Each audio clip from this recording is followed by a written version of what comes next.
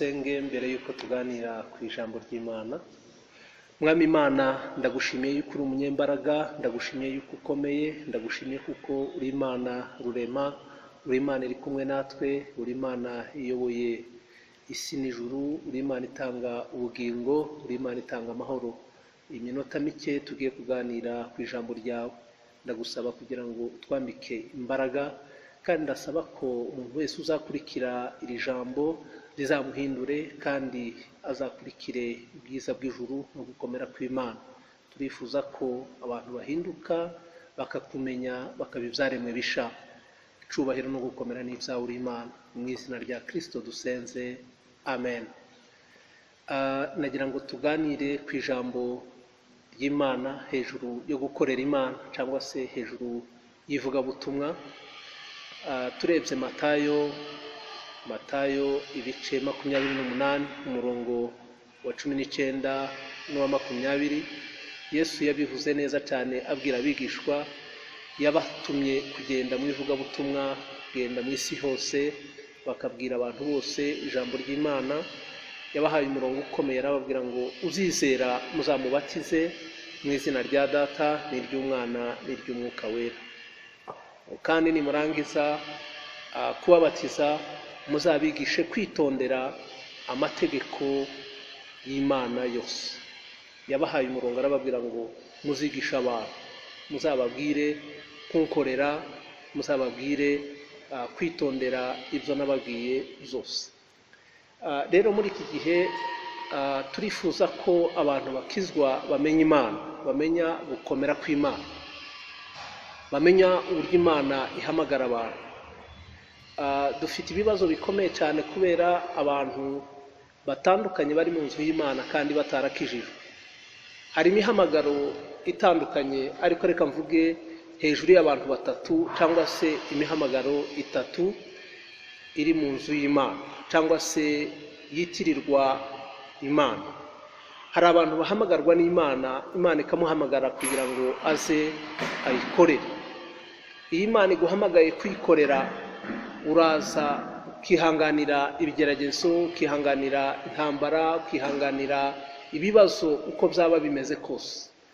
Iyo Imana yaguhamagaye kwikorera, tutinya inzara, tutinya kwambara ubusa, tutinya kurwara, tutinya gupfusha, tutinya gukena, uhora wihanganye kandi ugakorera Imana ufite umutima utuje. Abo ni abantu bahamagawe n'Imana. Umuntu wahamagawe n'Imana ntazarwana, ntazatonganira mu nzu y'Imana, ntazavuga nabi, ntarenganya, ntagira ishari, ahubwo ahorana inyota n'ishaka ry'umurimo w'Imana. Arizwa nuko abantu batariho bakizwa, agasenga Imana kugira ngo abantu bakizwe, agasenga kugira ngo abantu bamenye ukuri, abantu bamenye ijambo ry'Imana.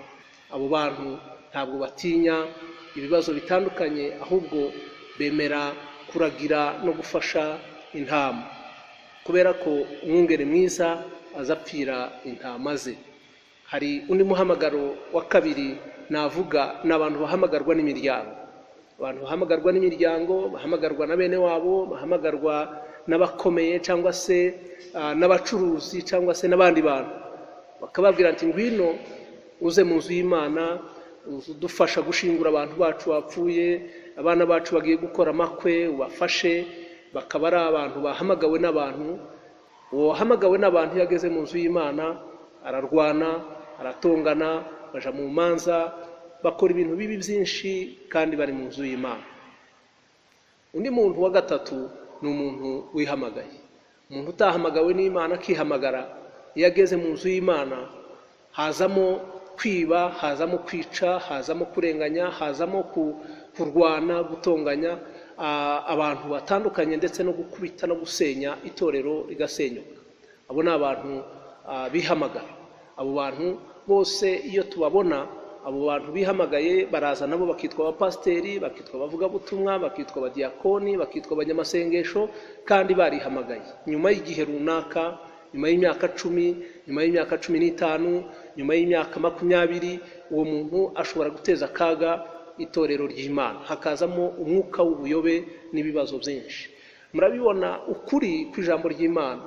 Umukristo ni iki? Umukristo ni umuntu wahindutse, kandi umukristo iyo yahindutse ntarenganya, ntabesha, ntiyica, ntiyiba, ahubwo ahora akiranuka, ahora arwanirira ubufura bwe cyangwa se ubunyangamugayo. Umukristo ntabwo agendera ku kinyoma.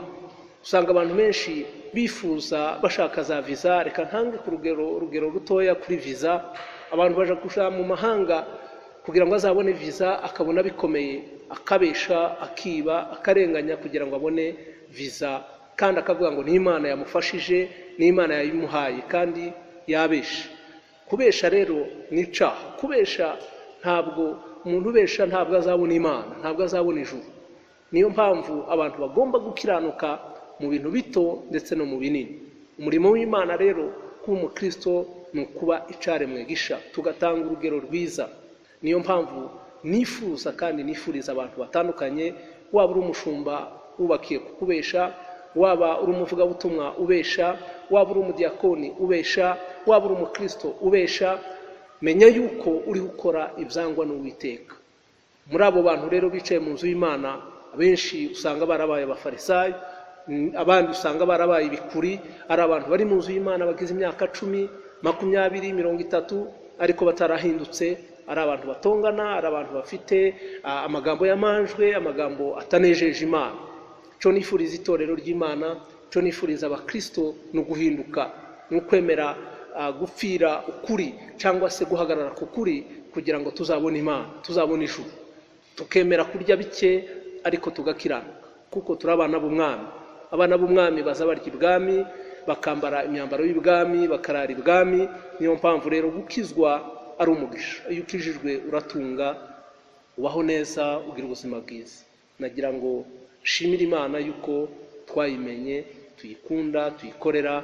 Kaba nifuriza urubyiruko cyane cyane gukomeza gutera imbere, kugendana n'ikoranabuhanga, bahimbaza Imana, bayiramya, kuko Yesu ari hafi. Dukeneye ko urubyiruko ruhaguruka ugakorera Imana, kandi bagakorera mu muhamagaro.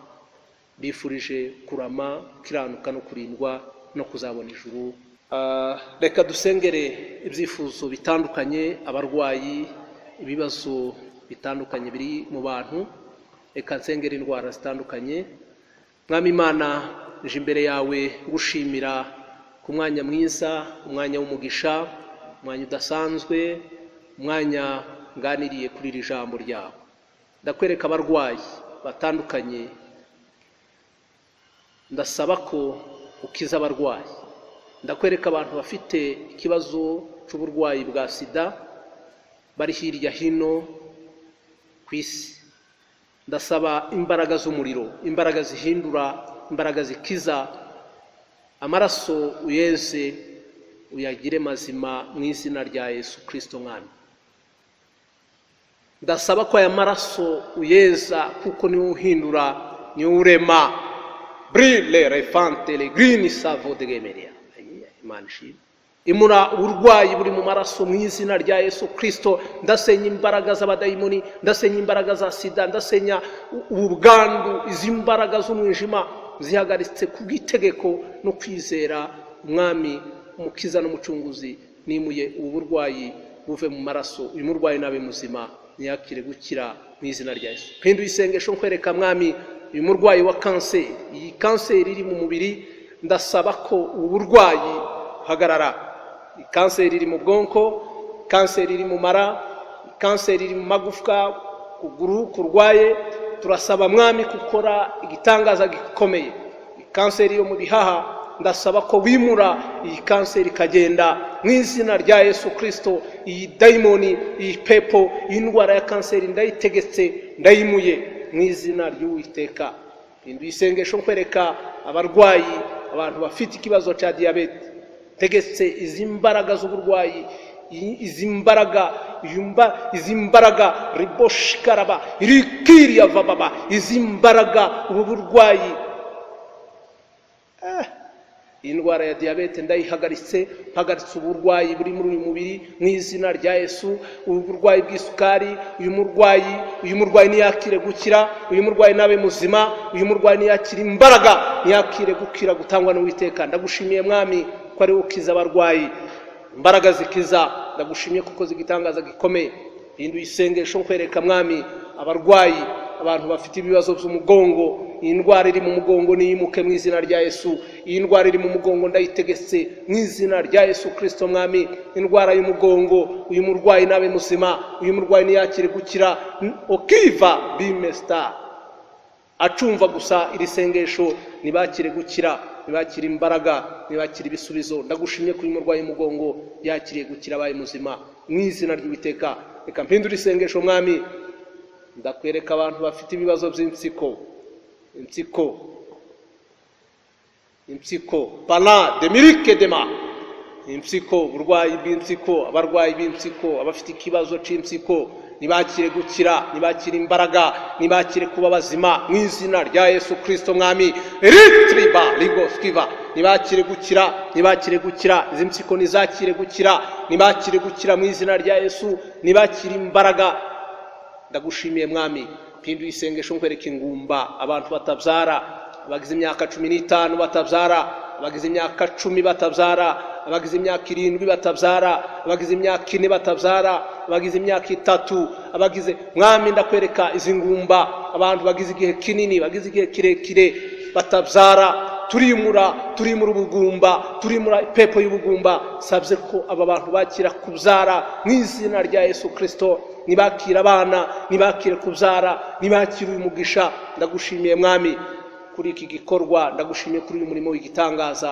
Aba bantu nibakire gukira, nibakire umugisha utangwa n'Uwiteka. Ndagushimiye Mana kuko zigitangaza muri uyu mwanya, aba bantu bakabakiriye gukira, bakabakiriye ubuzima bwiza. Mu izina rya Kristo dusenze, urakoze. Amen.